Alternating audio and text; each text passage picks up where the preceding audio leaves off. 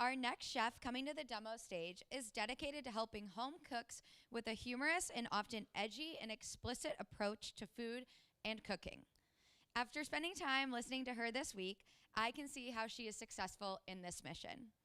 Chef Candace Conley is the chef and owner at The Girl Can Cook, cooking studio and kitchen. For over 12 years, she has offered recreational cooking classes in Tulsa and now in Broken Arrow, Oklahoma's Rose District. Her mission is simple: teach people how to cook more at home and enjoy it. She co-hosts the podcast Not a Single Fork with her general manager, Natalia Banjak. Chef Candace appeared in Food Network's Cooks vs. Cons and is slated to appear in a brand new cooking show coming this fall. She represented Oklahoma at the sold-out inaugural year of the Flavored Nation Food Festival, where iconic brands from all 50 states were featured. Following her love of all things Italian, she has spent time cooking in Italy at Al Podere restaurant in Friuli and at the Amidio Pepe Vineyard in Abruzzo. She is an awards judge for the International Association of Culinary Professionals and has been featured in Oklahoma Magazine, Tulsa People, Edible Tulsa, Tulsa Voice, and Tulsa World. Please welcome Candace and Natalia. You know what? Hey. Who's Wow. that? Wow. Okay. Okay. Are you Stop on? it, Annie. Are you on? Am I on? Can you hear me? No. No. Just me. Okay. Well, I guess it's your show then. Yeah. So I'll just be peacing out. We're gonna have cocktails because that's what I know how to do. Yeah. Are we on? Can you hear me now? No. Can you hear me now? No. Okay. Well, I'm just going to continue. I talk really loud, so when my mic does come on, it's going to be really loud. So, what's up, Tulsa? Woo! Okay. We're really glad to be here. This is such a fun day for us, something different to do. Ordinarily, there I go. Okay. The extra stuff I don't love so much. Ordinarily, I'm showing people or guiding people through cooking, but today I get to cook for you, so that's kind of fun for me. As Annie was saying, I've done a lot of cooking in Italy, and so today I'm doing a tortellini, a handmade tortellini in a tomato brodo. Tortellini is traditionally served in a brodo or a broth. It's not me. I'm not moving. Yeah, I know. I'm like look at her. literally just standing still. So We're. This is part of the show, guys. Come on down. Take a seat. Yeah.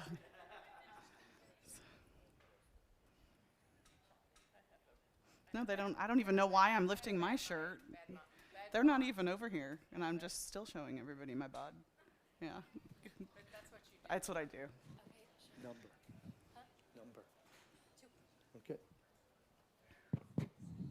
Please hold. we're good? Yeah? Yeah. Am No. I'm on. You want to yell in here? No, I'm 3. Okay. Okay,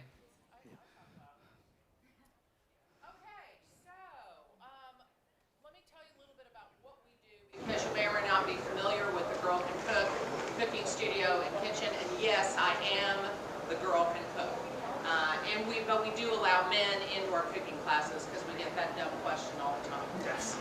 So what we do is, since we've been doing it for 12 years, we were first on Cherry Street, and then now we're in beautiful downtown Broken Arrow's Rose District. You need to come see us there. But we've been there almost 7 years now.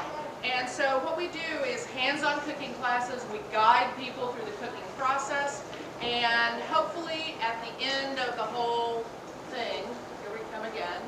Just keep talking. I'll just keep talking. You not only have a great meal to eat, but you have a meal that you can prepare at home. Because our whole deal is we want you to cook more at home. We source all of our ingredients locally or in local grocery stores so that it's easy for you to come by them. It wouldn't make a lot of sense if we were doing exotic ingredients and you couldn't make it when you got home, because that's our mission. So pasta. Pasta. Would you like mine? Pasta. Yeah, every time I said pasta, it would do something weird. We do a pasta. We do. I hate that. We have a pasta class too. You can get on our calendar. It's thegirlcancookschool.com. All our classes are on there. You guys can sign up there. Come see us. Tuesday night is date night. Are you on? I don't know. Nope. I don't think so. Nope. Okay, so pasta is one of our most favorite classes. We have to do it once a month because it fills up almost as soon as I put it on the calendar. So we're doing kind of a variation on our pasta class. We require people to take Pasta 101 before they can do either a ravioli class or a tortellini class. Tortellini sounds very hard. Yeah, fancy, that it's something difficult for people to do. It's really a very easy pasta to make once you get past the pasta making, which actually is one of those easy things as well. Okay, so.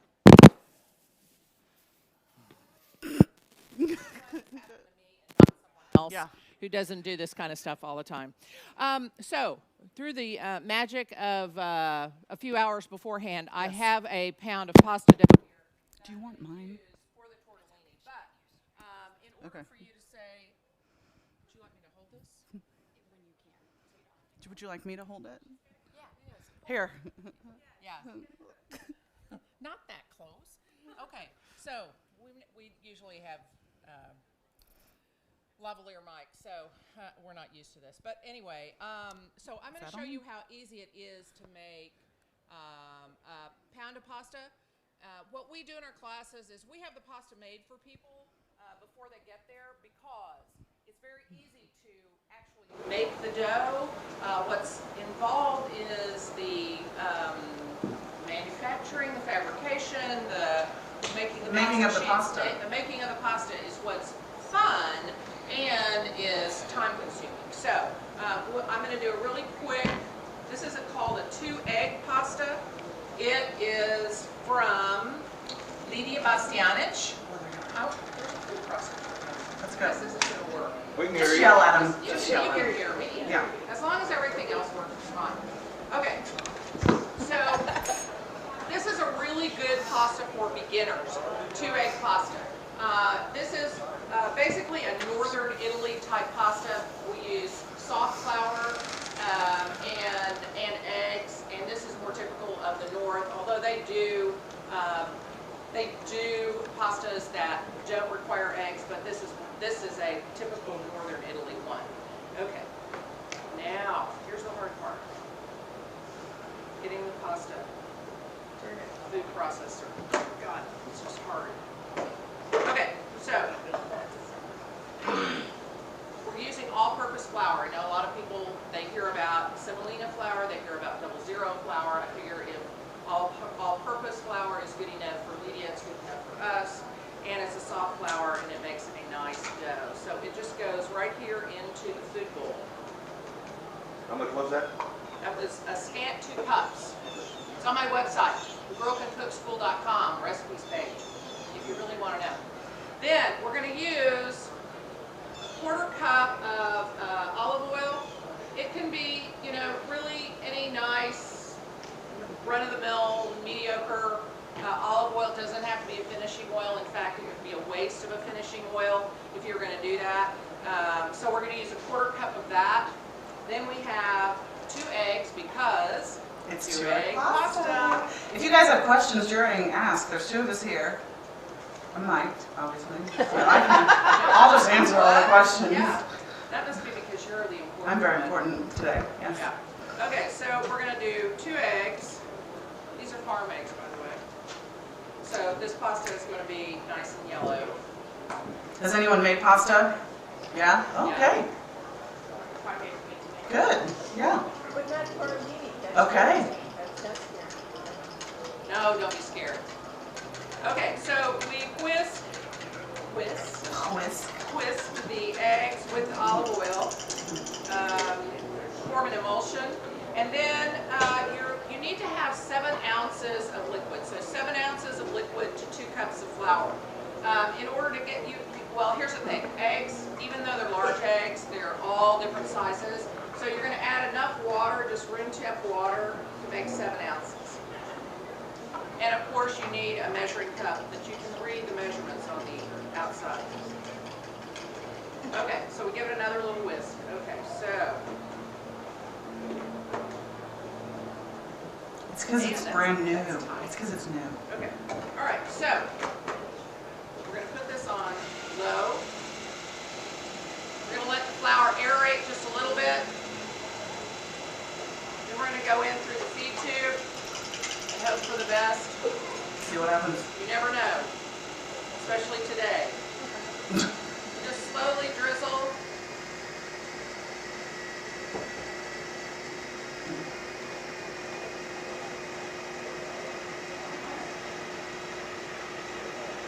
Look at that.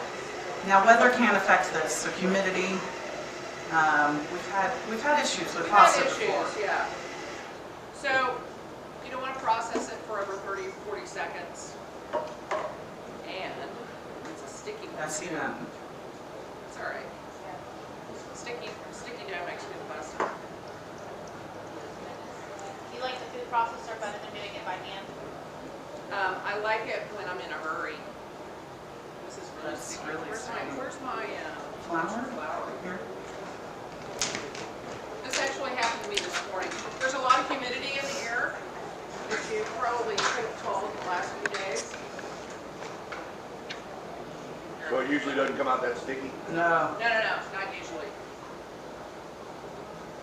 I'm not hiding from you. I just don't want to get flour everywhere. Would you put a cutting board up here? Yeah. Okay, so we just want to work it into a dough ball. Now, here's the thing. If you try to run this pasta dough through that pasta machine right now, guess what's going to happen? Can you imagine what's going to happen with this? A nightmare. It's going to be a nightmare. So pasta has to rest at least 30 minutes.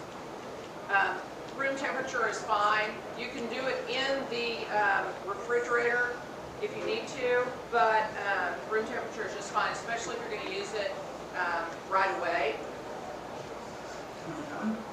Yes. So earlier today, so that I could make pasta for you. You made a big mess back here. Oh no, thanks. Flour is glitter. It goes everywhere. You can't get rid of it. It's It goes everywhere. Okay, so you just go right there. All right, so here, it's very sticky as well.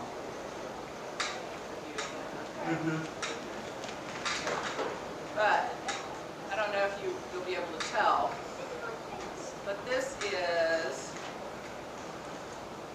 everything's come together. The gluten's relaxed, and it is ready to make pasta.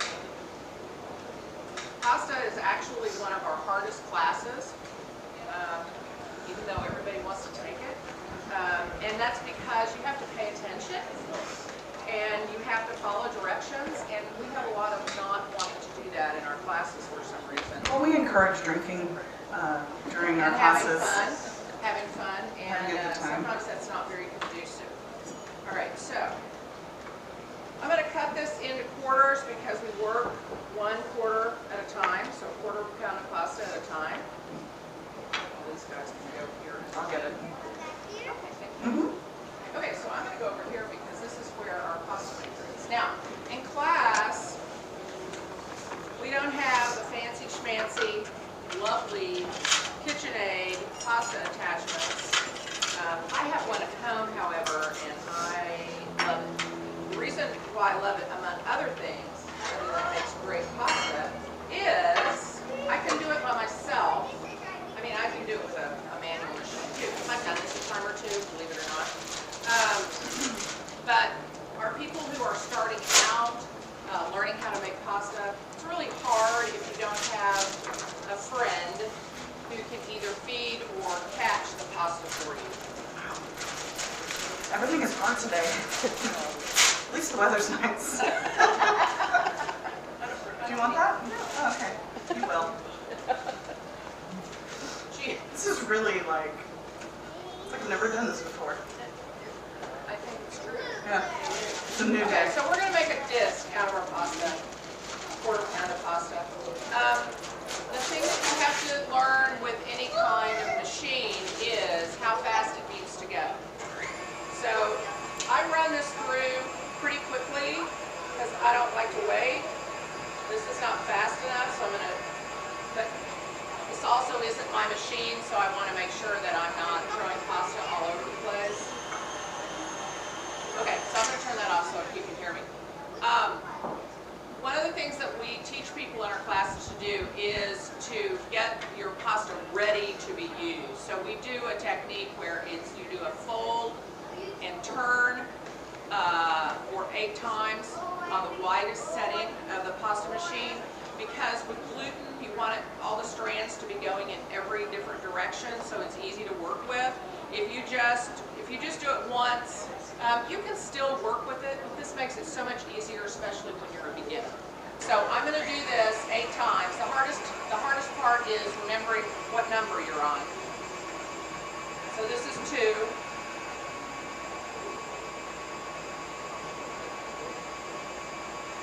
Anybody have questions? 3. No?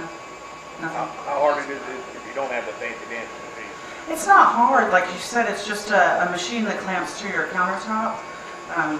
Once you get it down, you can do it on your own, but it is much easier if you've got one person kind of feed, because you have to crank it too, right? So there's that motion that goes in there too, so.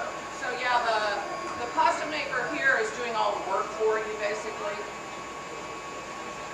Would you ever consider hand rolling it instead of using a crank machine? I do sometimes at home, but not for my classes, because we only have 2 hours. But yeah, you can always, you can always make your pasta in a bowl. You can always make it on a board, make a well, and make a big mess. But this way, you're kind of minimizing all those things. So the next thing we're going to do is we're going to move up 1 setting. Each setting on your pasta maker makes your pasta sheet thinner. And so that's what we're going for, is thin or thinner pasta sheets. Ooh, that's too fast. So you don't want to let go of it. You also don't want to use your fingers a lot on it. I'm going to turn that off again. We don't do every single setting on a pasta maker. It's just kind of, it's like you're multiplying your problems. You don't need to do that many runs through. So we start on 1 and we do the 8 times through thing. Then you go to 2, and then we go to 4, because it works just as well if you skip 1, and it kind of makes things go faster. And the funny thing is that happens in our pasta classes is people will make the first pound of pasta, and they're like, oh, okay, that was fun. It's like, no, I mean, not the first The pound, first quarter. First quarter. Of the pound. Of the pound. And they're like, oh, that was fun. It's like, oh no, you've got 3 more to do. Plus they're making their dinner, so like a quarter pound of pasta is not a whole lot. Yeah. You're So pretty hungry. when you get to this point, I was going to go ahead and run it through, but I couldn't get get up. it. So Okay. you always go to 4 Well, from 2 to 4, yes. If it for was, whatever you're making. for yeah, whichever I kind of pasta. jumped 1, yes. So at this point, I After the 8 recommend. times, you never fold it again. Right. Correct. I cut it in half, or I have everybody in class cut it in half, because otherwise, I don't know if you've seen that Gordon Ramsay demo where he has pasta this long. We've had pasta that long in our classes, and it doesn't work very well for me. It's too hard to handle. Let me assure you. So now we're on, this is 6.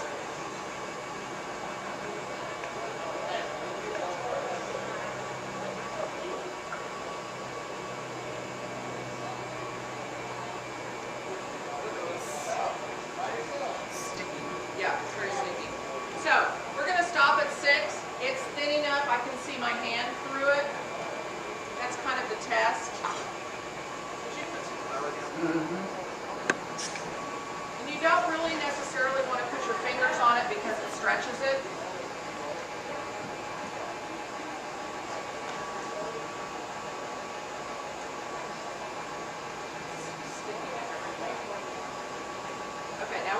second sheet.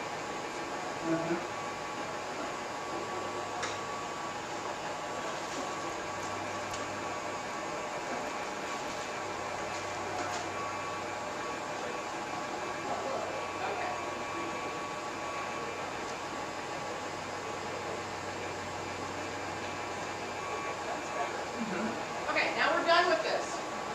Because I'm not going to make 500 tortellini for you.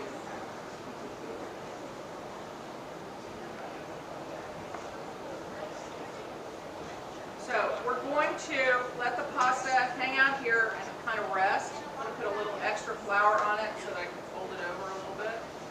It's not hanging off the board. And then we're going to prep what we're going to put into the tortellini. This is one of the things that we teach in class, which is called, in the restaurant biz, it's called mise en place. It sounds French and very but it's actually just means to be organized, put your things in place, note that you've got all the ingredients that you need. Okay, that's right. Okay, so tortellini. Traditionally, there's always been a big argument whether it came from Modena or Bologna. I'm going to say it's from Bologna because that's where my daughter and her husband live. But the tortellini historically, and I need to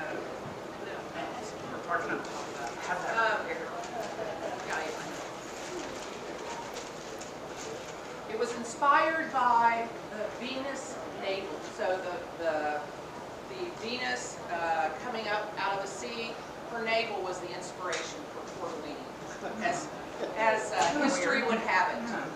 Yeah, whatever. Yeah. Okay, so traditionally tortellini is a lot of times it's made with ricotta, which is just a simple milk cheese. It's a fresh cheese, very soft. It also gets nutmeg, parsley, and parmigiano reggiano. And this is the real thing. This isn't the stuff that you buy in the green box. It doesn't taste like cheese. And it's not cheese. So don't buy that shit. Excuse me. We knew we were going to have a hard time with that. Yeah, we always do. We would like one, yes. Did you offer one? No. Oh. So what's happening? Way uphill. Okay, so ricotta, I don't measure things, but this is about a 16-ounce container. I'm going to stir it up because it separates, because it's fresh. It technically should just be milk. And then something that will kind of curdle it like lemon juice or vinegar. But you can buy it in the grocery, you don't have to make it yourself. So that's about somewhere around a cup.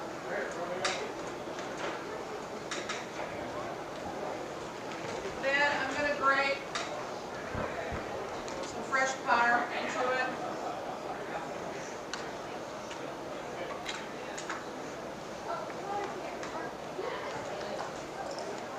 This is a microplane.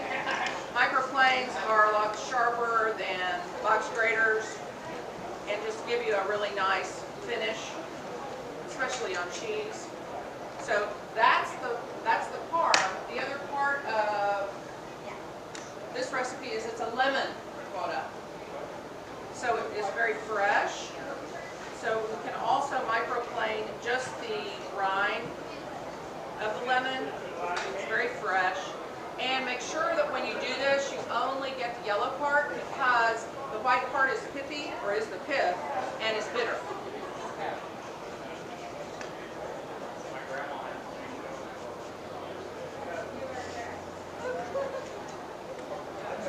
I think he just said his grandma had a KitchenAid. We all have KitchenAids. We're not all grandmas. Then we use a little nutmeg. This is fresh nutmeg. Who uses fresh nutmeg? I do. You know what fresh nutmeg is? Don't buy that stuff that's ground. See, it's stuff that You did good. This is what a nutmeg looks like. It's a nut. It is the, I think it's the inner portion of the mace nut. But anyway, whatever it is. an entirely different flavor from ground nutmeg, which doesn't really taste like anything except something that's been processed. So you want a nutmeg grater. This is one of those tools that ordinarily I don't recommend that you have to have one of these, but these work really well with nutmeg. You can use a regular microplane. And guys, you can find nutmeg anywhere, freezers, Walmart, whatever. Just look for it.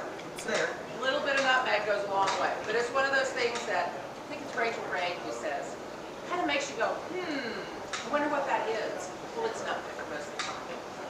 So, yeah, so then we're going to go with a little salt. Where's my freshly ground pepper that I ground this morning in my mortar? With her mortar and pestle. Yeah. I make fun of her. She does. Okay, then the last thing is chopped parsley, and then I'm going to let you chop some parsley. How much do you need? About a tablespoon or so. Maybe a little bit more because we're not making a whole big bunch of this. And so it's going to get parsley, and then the filling is made.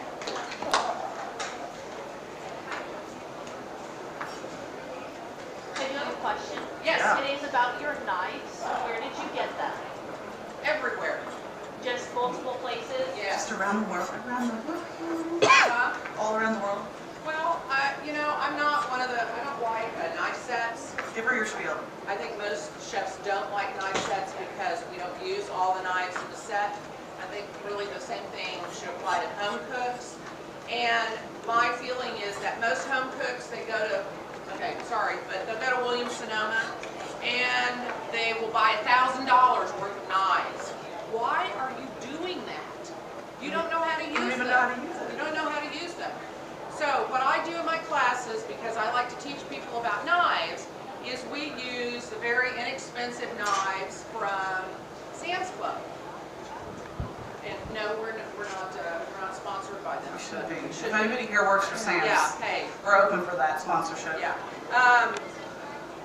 But you can sharpen them. And the most important thing is to have sharp knives. And then the most important thing is to learn what you like about a knife. The weight, the length, how it feels in your hand. All of those things are important before you go out and you spend hundreds of dollars on a knife. So start at Sam's with their 2 for $13 Santoku knives. Sharpen the crap out of And them. throw them in the dishwasher. Throw it in the My favorite dishwasher. part. Don't do that with your good ones. No. And then you can figure out what kind of knife you like. So I kind of lean toward Japanese knives, but I also have a fair share of German.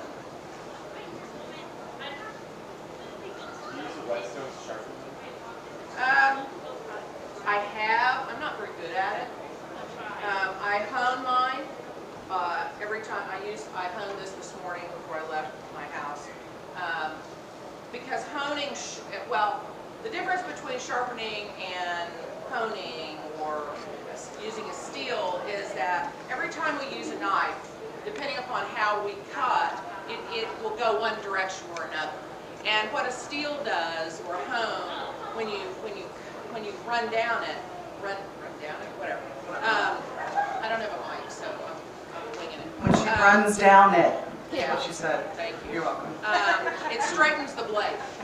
So a straight blade makes you think that your knife is sharp again, and it is kinda, but it's not like having it sharpened. So since I'm not, and I don't sharpen my knives all the time, so I'm not practiced at it. But there are a lot of journeymen out there who sharpen our knives, and so we use them. So if you I do a have really a good knife, whetstone, yeah. but I'm not very good at using it. All right, now. Pay someone to sharpen your knives. Yes. So the brodo that we're going to, which I had talked about a little bit earlier, is going to be a tomato. It's actually a chicken stock that I'm going to infuse with tomato flavor. So this is a chicken stock I made. Yes, it's real. It's my stock. So it doesn't have a lot of flavor. The stock doesn't. Broth has flavor. Stock does not have flavor. Stock is our base. So I'm gonna let that get warm. We're going to add tomatoes to it, and we're gonna add a little bit of tomato paste to it. So I'm gonna let Natalia do our tomatoes. I have a particular way I like tomatoes sliced. She definitely does. Do you have a tomato? Here's a tomato knife. I like them quartered lengthwise. It, to me, is more aesthetically pleasing, which is the most important thing. And I think that it exposes more tomato flavor, actually. So you get a pretty product, and then you also get more tomato flavor, I think. Could be wrong, but And it doesn't matter. We do what I'm Candace wants. sticking with it, and that's how it's going to be. Okay, so she's just cutting tomatoes now. So basically, all of our stuff is done. We've got filling, we've got pasta sheets, we're doing our brodo. I'm going to turn my water back up. Whoop, wrong one. Because it's hot, but it needs to be boiling. You need to use lots of salt in your pasta water. Don't ever put oil in your pasta water. Why? No one else is going to ask a question, so I'm just going Not to ask ask you. questions? No. So the reason why is that then your sauce will not stick to your pasta. Your pasta will not, as long as you keep a rolling boil or a gentle boil, and your pasta is moving around in your water, it's not going to stick to itself. So don't use oil. Just use lots of salt. We've had discussions about whether it should taste like the ocean, it should taste like raw. It's very trendy. Just use a lot of salt. It should be very salty. That's the only opportunity you have to get flavor into your pasta.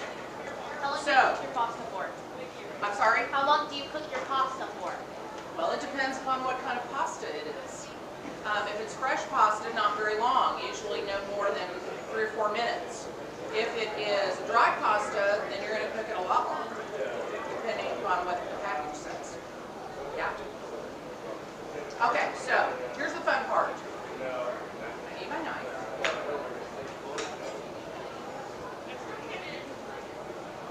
We're going to make tortellini.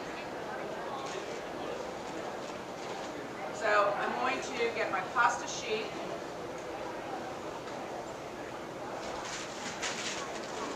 So many things. I'm going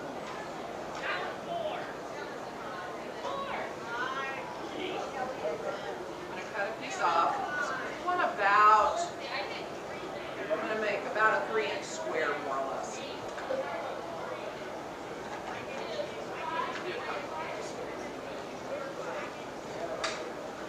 So if you want to make tortellini, it's getting ready to happen. Focus. It's time to watch. Pay attention.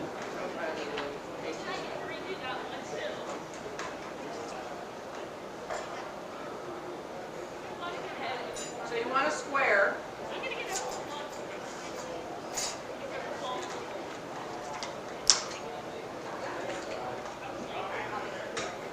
If I were in a real Italian kitchen, we would keep all of these drop-offs to make pasta at the end of the week for a family meal.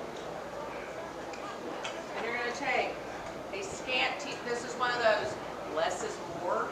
Don't fill up your pasta, your tortellini, until they're overflowing with filling. You'll be sorry. So a scant teaspoon. Can everyone see what I'm doing? Yes? Okay, great. Okay, so that's where we start. A little bit of water. This is your glue.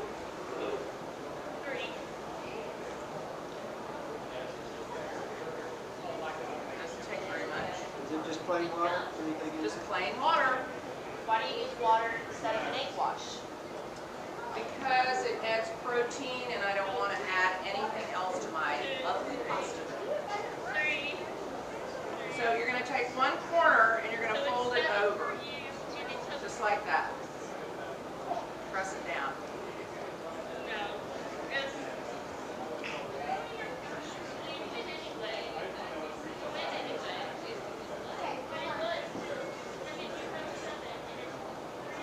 And lift it up.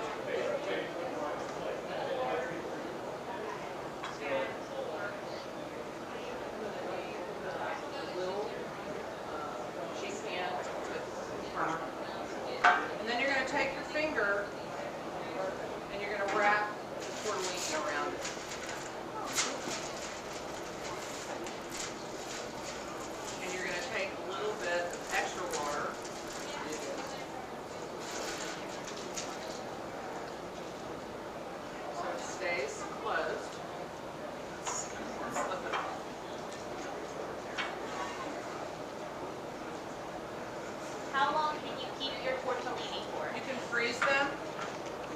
That's really the best if you're going to make a whole bunch of them, which is usually what you want to do. Put them on a sheet pan like this, and then put them in the freezer. Well, wrap it up, and then you put them in the freezer, let them freeze. Then you can take them off the sheet pan, put them into, I don't know, however many, plastic bags or however you want to freeze it, and then they're portioned. Then you can boil them right from the freezer. You don't thaw them. And so they're going to take a little bit longer, obviously, because they're frozen, but that's how you do it. So you can keep them a really long time. If you're going to make them, like the same day, then, a few hours. You just put them again on a sheet pan in your fridge. So I'm just going to make a few tortellini here for you. I need to put a little bit in there, and then I'm going to put some tomato paste.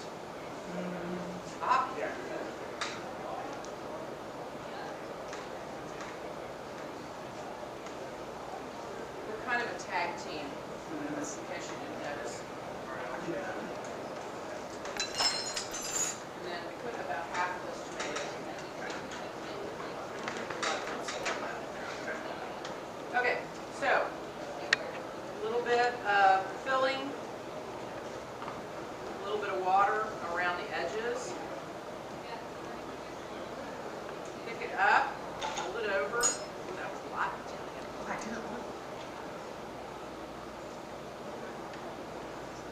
You want to try to get all of the air bubbles, so you work from the filling out before you get ready to pick it up.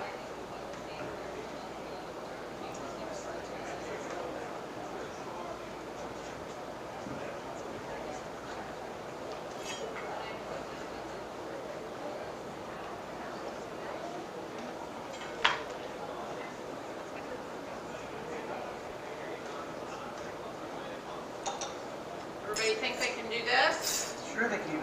This is easy. Come on down. No, we wish you could. Okay, so that's. Anybody have questions? You all are so quiet. Yeah, just ask it. Do you have a preference for salt in your pasta water? I typically use kosher salt all the time. I like the way that it tastes. I like the way that it dissolves. I think you end up using less than if you're using table salt because the structure is different.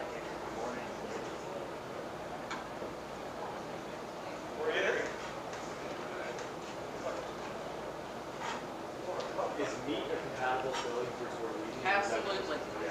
Yeah, prosciutto is very popular.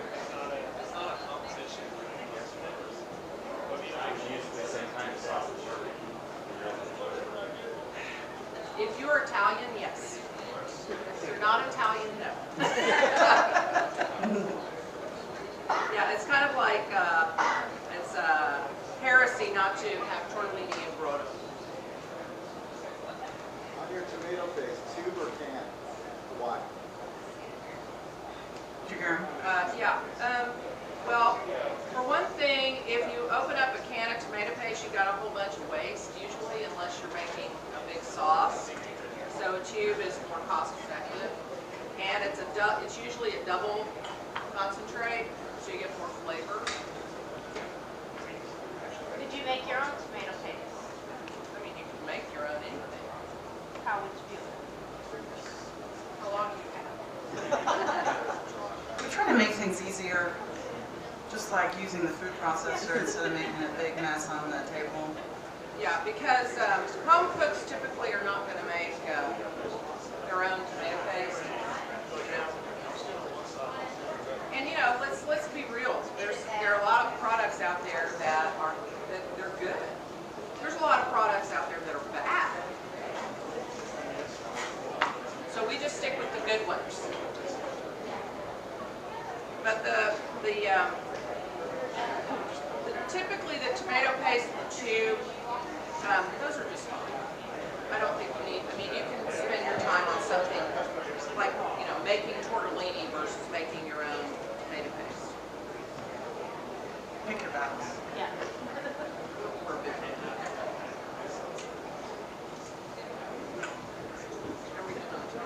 I don't know. How are we doing on time?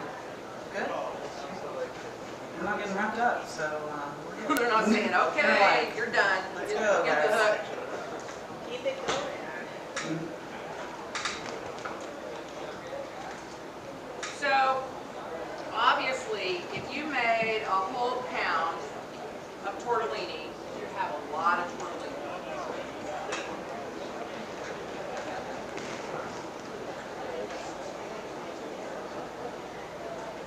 You're going up. Does it matter what type of tomatoes you use for your?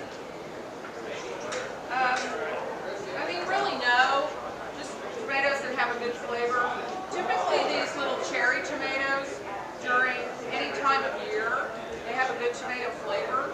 But you know, we're going into our summer, so we'll have delicious tomatoes to pull off the vine or at the farmers markets. That's what I would recommend at that point.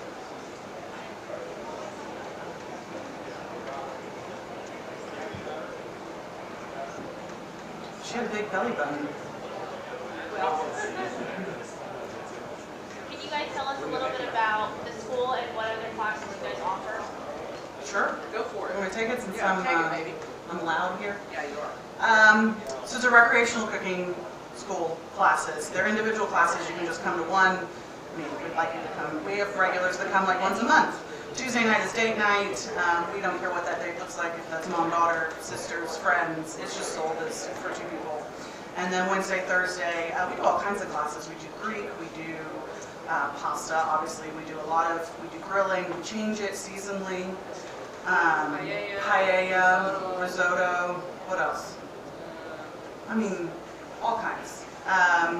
We do, we gear it towards, like she said, it's not for like culinary students to come, and we get those phone calls too. It's for a fun night out, something different to do. You make dinner together, like she said, we teach you something, hopefully. You have a good time, you have dinner, maybe you meet some new friends, and you go home, and you've had a good night, and you've learned how to make something new. So, yeah. And we get every skill level in the world in our classes. So we'll get people who have made pasta before, and we get people who don't know how to boil water. So In the same class. in the very same class. And so we have to be able to spin it however we need to. So if you don't know how to cook, if you're intimidated by cooking, this is the place to go. I mean, definitely we have a good time. Like I said, we encourage drinking. Bring your own. We have complimentary wine, but definitely bring your own drink. You gotta relax. We're gonna teach you how to relax, enjoy it. We've got music going. That's what you should be doing at home anyway. So, And that's kind of how our podcast came about. yeah. So we started a podcast 2 years ago. Oh, yeah. It's weird. It's called Not a Single Fork. It's everywhere you would listen to podcasts. We do speak very freely with each other on that because it is just the 2 of us. So there are a lot of cuss words happening. Small children shouldn't listen to us talking to each other. But it's all about food and cooking and ideas and tips, and it's just kind of fun. Right now we're on Season 7. Season 7, and Season 7 is about kitchen gadgets. Some people have a lot of kitchen gadgets. You don't need most of And them. that you never need. That you'll never need. Never need. Or you'll use it one time, and then it's just in your way for the rest of your life. Yeah. And there's some that are great. So we'll talk about that in our podcast too. So yeah, download, subscribe, rate, review, All those things. all the things. Okay, I'm going to stop now because I've made 7. Good job. And I think I'm probably losing people. Because Yeah. they're like, this is boring. Okay, so my water has stopped boiling. I'm going to turn it back up. Here it goes. You guys see that pan okay? Okay.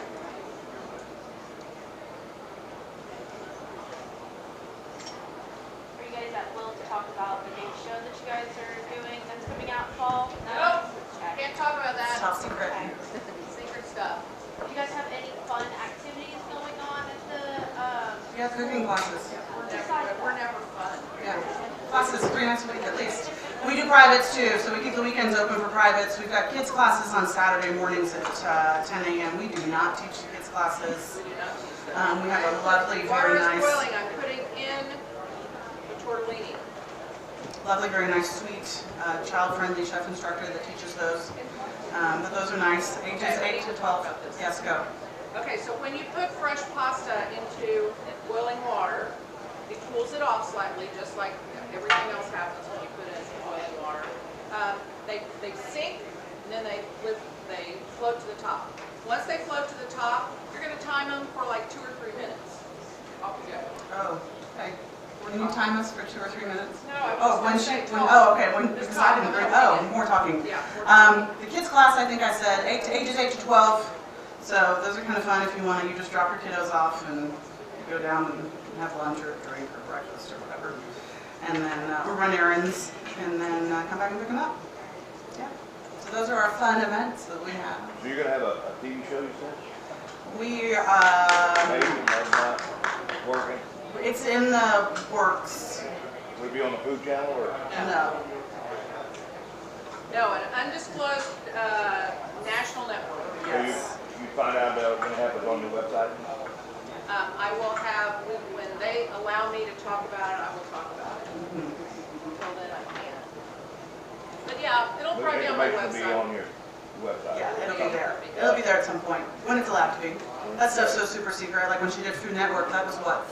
How long ago was that? About 3, 4 years ago. 4 years ago, Yeah. same kind of thing, like we couldn't really talk about it, and super hush-hush, and... So that was a show called Cooks vs. Cons, I don't know if you guys have seen that. I was hoping it was like convicts from prison, and then cooks, and I thought that would be super exciting for Candace, but And it it's would've not. been- It would have been, it Very would have been. exciting, yeah. But that was not the premise of the show. It's home cooks versus professional cooks, and it's a big secret on who's who, and so you have to kind of guess who it is. And I almost won. You did almost win. You should have won. I should have won. Okay, so a brodo, especially tomato brodo, you can do just tomatoes. I could have just made this with tomatoes and tomato juice and tomato water and our favorite tomato water. But this adds a little extra flavor to it. Now it's not vegetarian, but sorry about that. I don't think most people in Oklahoma care that much about that. We do a lot of steak and potato. We do a lot of steak and potato classes. We do a lot of grilling classes, indoor grilling. Obviously, we don't take you out like by the dumpster and get out a grill. Like, I'm charge you for it. Joke's on you. I think I like Yeah. that though. Okay, so let me taste this. Try not to burn my face off. Ooh. Needs lots of salt. Everyone tastes their food, right? Yes. Well, I know, you're culinary. Yeah, stop it. Salt is flavor, guys. Don't be afraid of the salt. Don't add it later when you're eating. Add it while you're cooking. Yeah. Okay, so one of the things that differentiates a lot of the cooking that we do here from the cooking they do in Italy is that Italians finish their pasta in their sauces. So, and sauces are really intended as ways to support the pasta. It's not all about the sauce. It's not our Olive Garden swimming in 5 pounds of tomato sauce or fettuccine alfredo or any of that kind of stuff. This is a kind of preparation where they highlight, they focus on, they love their pasta. So, we're going to finish this here.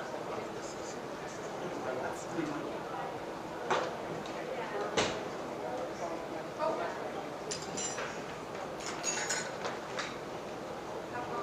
They're so pretty. They're so cute in there. Very cute. Have you made pasta before? No. Okay. So you're going to jump right into tortellini when you get Well, home. look at your website. Ooh, cheater. Oh.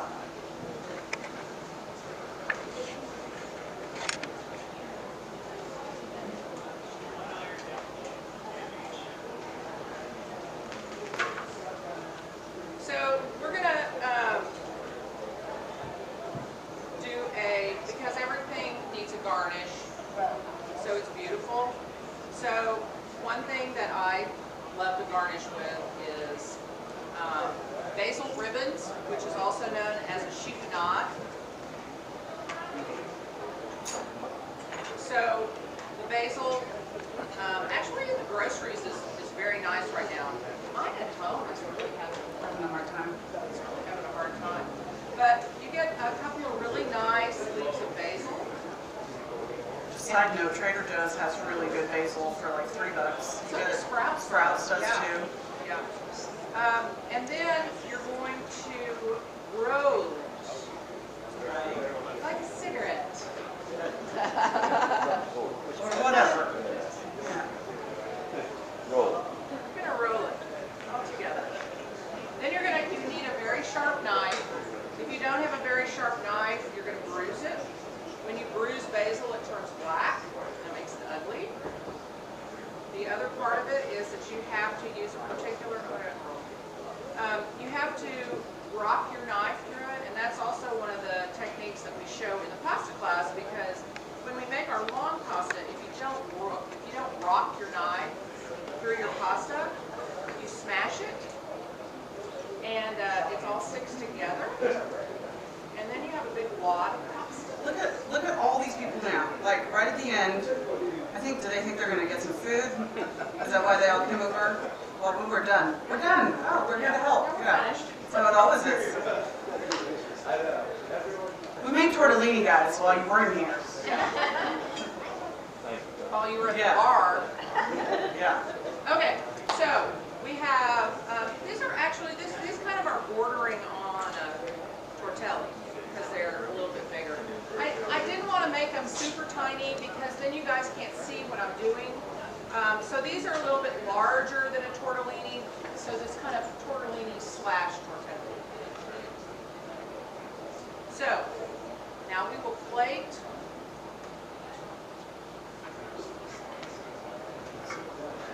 Sorry for your plating. Here's your plate.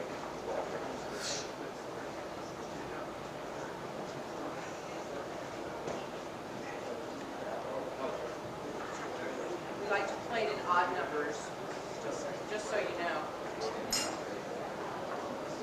Ooh, that's hot. That's pretty. Then we're going to add some fresh tomato.